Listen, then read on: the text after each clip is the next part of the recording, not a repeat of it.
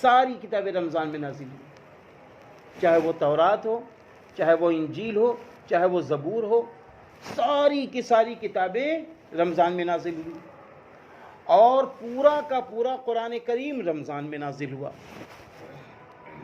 شب قدر کی جو رات ہوتی ہے، اس رات میں اللہ نے پورا قرآن نازل کیا۔ اللہ تعالیٰ نے قرآن میں صاف صاف فرما دیا،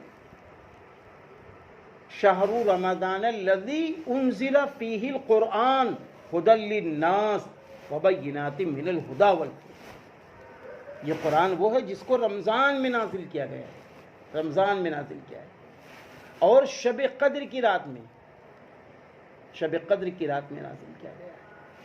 اب جب یہ قرآن نازل کیا گیا تو اللہ نے سب سے پہلے پورا کا پورا قرآن لوح محفوظ میں پہنچا دیا۔ لوح محفوظ جہاں قرآن کی حفاظت کی جگہ ہے اللہ کے ہاں، یہ پورا قرآن وہاں پہنچا دیا گیا شب قدر کی رات میں۔